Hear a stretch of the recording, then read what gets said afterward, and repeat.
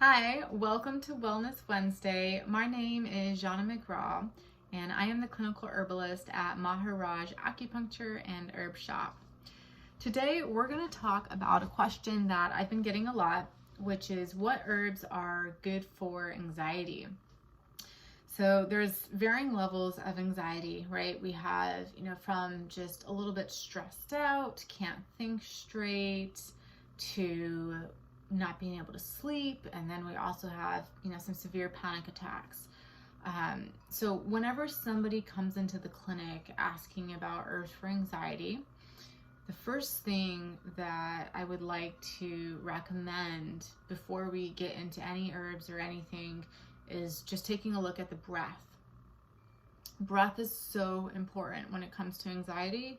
And if it's, a more severe situation and somebody's in the middle of or about to have a panic attack, you're not always thinking straight about, hey, let me, stop and make a cup of tea real quick with these herbs that are going to help prevent it, right? We want something even faster than that.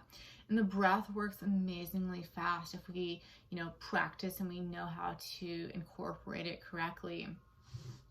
So just taking some deep breaths in, really work on belly breathing, breathing in through the nose, nice and slow, counting to 4.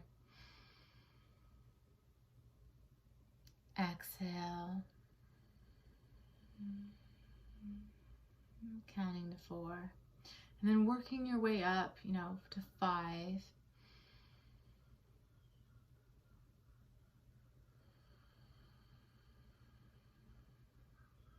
Exhale for 5. Breathing in for 6.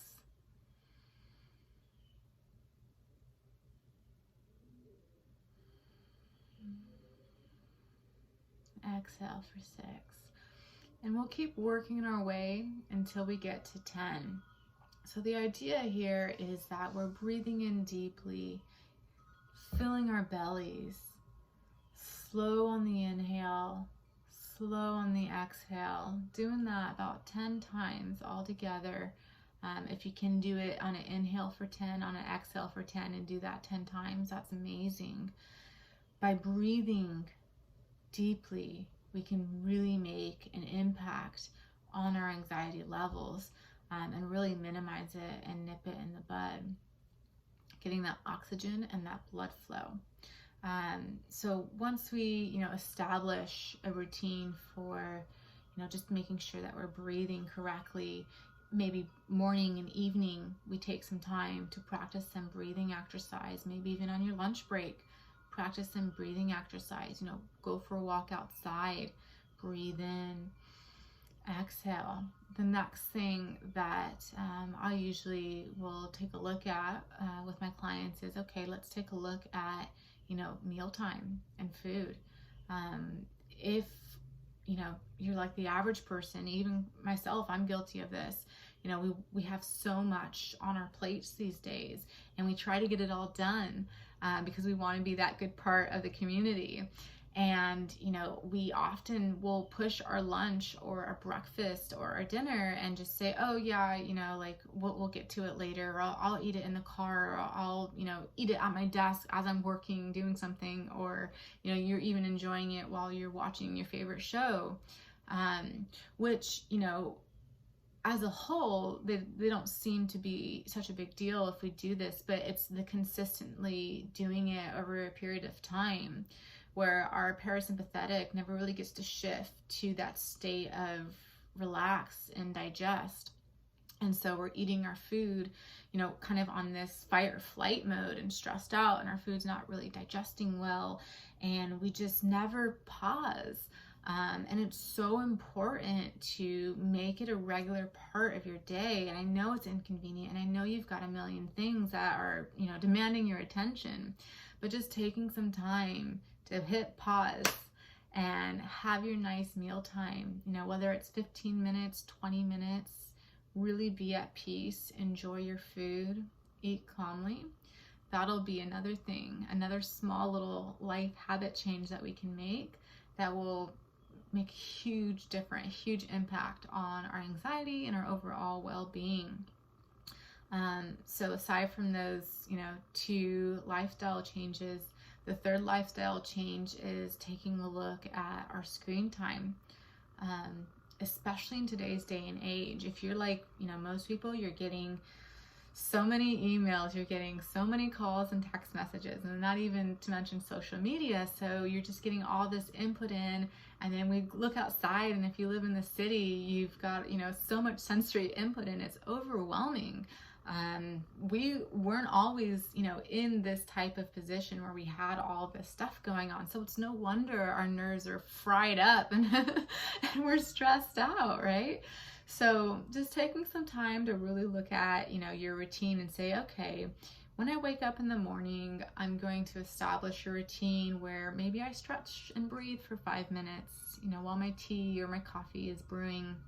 And in the evening, we take a few minutes and we really just push pause and we stretch and we breathe and we relax and we meditate, limiting the screen time there.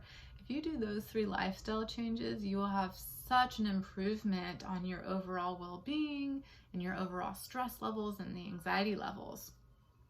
From there, we can take a look at some herbs too. Some very gentle herbs that I like to start out with is nettles. And that's because when anxiety, is something that somebody's dealing with, oftentimes they'll say, hey, okay, it looks like kidneys are going to be out of balance here, because when the kidneys are out of balance, one of that predominant emotions that comes up is fear and anxiety. Or the spleen, when the spleen is out of balance, we're overthinking, we're over worrying. So I'll look at nettles because nettles is really good for the kidneys. It helps support. It's also really high in vitamins and minerals. So a lot of times people can be anxious because they're deficient, and not only just deficient in nutrients, but also blood deficiencies as well. And nettles is really good at building the blood. So, right out the gate, nettles is one of those herbs that I highly recommend when I'm addressing the root of the issue here. Now the symptom of just not being calm and relaxed, that's where I'll take a look at adding some chamomile in. Chamomile is really good for digestion. It's really good at calming the body, and it's really uplifting and really pleasant too. So that's another herb that I like to pair in there. And again, these are herbs that I'm, just sharing with you. We would want to, for you yourself, take a look at these herbs' energetics and really, pair them well to match your energetics and match any underlying, conditions that you have, to make sure there's no contraindications if you are taking any medications for the anxiety. But nettles and chamomile, those are generally herbs that are pretty much safe for most of the clients that I work with. The next herb that I'll look at is tinctured milky oats. So I'll get some tinctured milky oats, which comes from the oat berry, and we get that milk that comes out. That's amazing for helping to restore the nerves and really repair any nerve damage there and really just relax. It's unnerving, so that's another favorite of mine. If overthinking is another aspect of the anxiety, especially before bed and there's trouble sleeping, I'll include some passion flower. Passion flower is amazing for just relaxing. If somebody's really sensitive though, I'll just recommend, hey, let's look at adding some passion fruit into the diet. Let's look at adding, some oatmeal or some oat milk even into the diet. Let's swap out the milk for oat milk for those milky oats. Swapping in some passion fruit, especially if you're here in Southwest Florida. We've got all of our passion fruit growing this time of year. So good. But it's so good for just relaxing and calming down and helping with anxiety and helping with sleep too, if insomnia is part of your anxiety experience. So the next herb that I'll take a look at is skullcap. That's a bit of a stronger herb that I might add in with the skullcap or with the passion flower, or with the chamomile. And skullcap is, for me personally, and for a lot of the clients that I work with, it's amazing at just really taking the edge off and relaxing and just calming down and centering down and grounding down. It really helps with just everything that's up here just kind of settle down and calm. It's a great nervine. It can be a little bit stimulating for some people though, so that's why we would want to maybe not add it in the evening and just keep it for the middle of the day. I'd also maybe look at adding jujube dates, which is a red date, and throw that into a pot of soup or in some congee. That's a great one for building the blood and also for relaxing and sleep in general. And then some goji berries. Goji berries are great for vitality and they make such a good snack. So if you're making a trail mix, just throw in a handful of goji berries. And again, these are some gentle herbs that we talked about today that we can add in to our food as diet therapy for anxiety. You know, some of these herbs we can add in as teas for the anxiety, but really just practicing those good habits and practicing those deep breaths. If you do these things, you should notice a big improvement on your day-to-day as you move forward. If you have any other questions, you know, like these that you would like me to cover in our Wellness Wednesday video, please don't hesitate to send them to my email. I'll put them in the description. It's jana@maharajacupuncture.com. And we will look forward to seeing you next week. And don't forget, make sure to do your homework on any of the herbs that I talked about and talking with a trusted professional, an herbalist or an acupuncturist that can make sure that these herbs are right for you. Take care.